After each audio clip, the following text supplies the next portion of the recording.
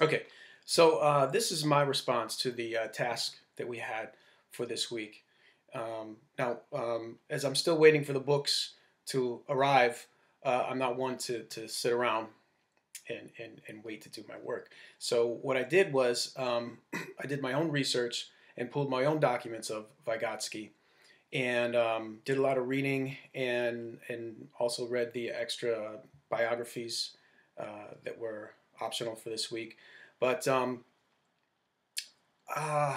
the more I read up on him this week, the more interesting facts I found out about him and his work and his life and his studies um, and the people that he influenced in his life and after his life. Um, See, I just thought that Vygotsky was this brilliant celebrity, cool guy who just sat in his ivory tower and sprinkled a little education fairy dust or psychological fairy dust over everyone who wanted to learn what he had to say. So that wasn't the case at all. He lived a real tough life. I'm very impressed with the type of man that he was. Um, he apparently um, he died when he was 38, which was shocking to me because I just pictured him as this old man with uh, decades and decades of knowledge in him. When in fact he did most of his impressive work in 10 years. Uh, I mean, 38, that's years younger than I am, and I haven't done a damn thing yet. But uh, I found out that, of course, he was working under Stalinist Russia, and if you were to say the wrong thing or have the wrong views or look at somebody the wrong way, you would disappear. I mean, that pressure's got to be crazy, as well as the tuberculosis that he had for the past few years of his life. He had to deal with that as well, and also, a lot of his views, people didn't want to listen to him because they were different. They didn't want to believe him. They didn't want to pay any attention to him.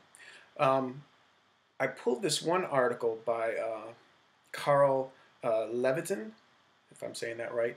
It's called "One Is Not Born a Personality," and it was really interesting. It's about 175, 200 pages, and what it is almost a compilation of the different people who knew Vygotsky or were in his life in some way or knew of him.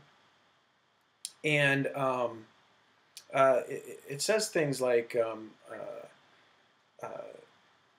uh, Vygotsky's sister, who he had a very close relationship with, Zenaida, I think is the way you say it, Zenaida, um, had a few personal things to share about him, where she said something. There's a quote, and it says, "I don't think there was any period in his life where he did not think or write about the theater." And that kind of blew my mind because I'm really into theater. In fact, I'm doing my dissertation on theater, drama, acting, and education.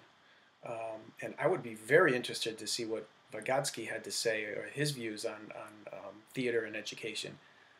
If there's anything out there, can someone point me to it? I'm trying to look for it. And then a childhood friend of his, Seymour Dobkin, said something, was quoted to say, literature, especially his favorite poetry, always gave him much solace in life and always engaged his attention.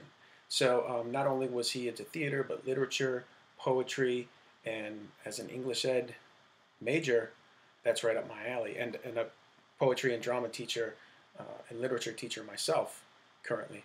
Um, uh, Another thing that I found very, very interesting was that they commented that he was not a professional psychologist, and so from the start was free of the limitations of any of the dominant schools of the time, which makes me think and ask the question, does being a professional in your field limit you to the views of your field, to just those views? So if you're brilliant and an expert in your field, the irony is that you're only limited to those views. So it's just real thought-provoking. So respond to that question. Okay. Also, interesting was he actually changed the spelling of his name. There's a D in it, Vygotsky, to the T, because he felt it was more true to his name, which was from a village where apparently his name originated. Name of the village was Vygotsky with a T. Also, and I want to end with this.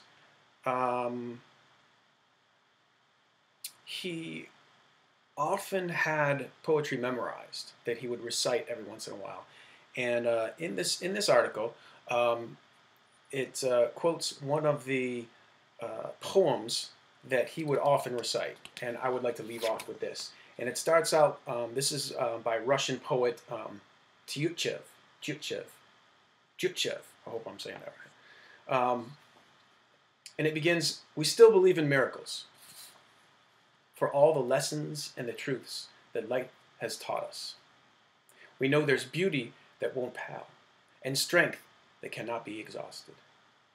That flowers of a loveliness unearthly to earthly withering will not succumb, and dewdrops fallen on them in the morning will not be dried up by the midday sun. It is a faith that won't deceive you if you live by it alone from first to last. Not everything that flowered once must wilt. Not everything that was must pass.